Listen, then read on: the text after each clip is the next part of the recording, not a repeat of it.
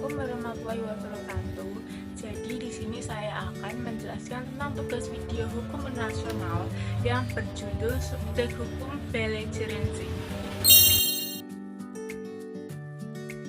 Sebelum itu izin memperkenalkan diri, nama saya Sabina Azharati Saryo Febrianti dengan NIM 24117641124 dari kelas Hukum C 2024 Fakultas Kampus 5 Magetan. Yang pertama adalah pengertian. Apa sih belligerency itu? Belligerency bisa disebut juga dengan pemberontakan, yaitu muncul sebagai akibat dari masalah dalam negeri suatu negara yang berdaulat. Misalnya, pemberontakan bersenjata terhadap pemerintah yang dilakukan di dalam suatu negara. Meski penyelesaian masalah ini menjadi urusan yang bersangkutan, namun pemberontakan tersebut dapat berkembang dan meluas ke negara-negara lain.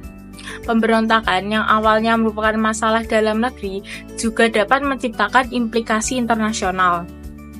Oleh karena itu, salah satu sikap yang dapat diambil dalam menerima atau mengakui eksistensi kaum pemberontak sebagai pribadi yang berdiri sendiri. Walaupun ini akan dipandang sebagai tindakan yang tidak bersahabat oleh pemerintah negara tempat terjadinya pemberontakan tersebut.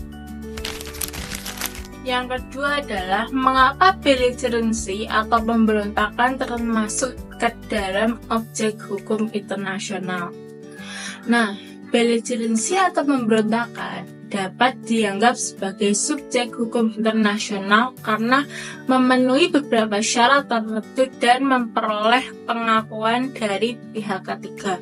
Syarat-syaratnya yaitu yang pertama, pemberontakan telah berkembang dan meluas ke negara lain. Yang kedua, pemberontakan telah menduduki beberapa wilayah negara secara efektif.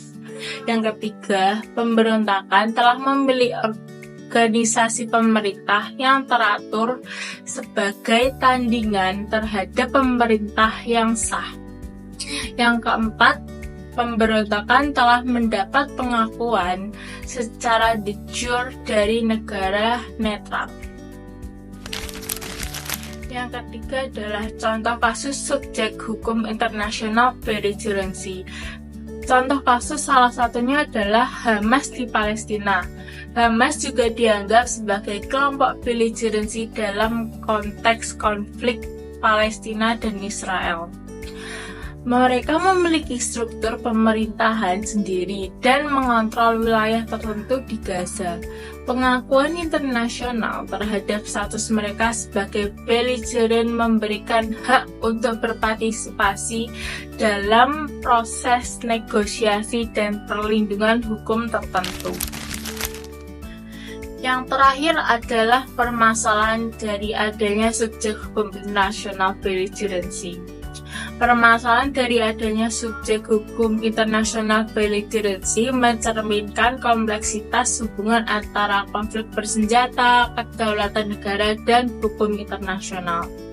Pengakuan terhadap kelompok pemberontak sebagai belligerent membawa konsekuensi serius baik bagi negara yang terlibat maupun bagi komunitas internasional secara keseluruhan, sehingga memerlukan pendekatan kehati-hatian dalam penanganan. From your earliest desire to live in peace, to the times when you stood against aggression, you have always sought cooperation. You did not do this merely to brighten your own glory, but because dignity belongs to each of us. And in so doing, you have proved that your ancient and eternal commitment to a shared peace will be the foundation of the world of tomorrow.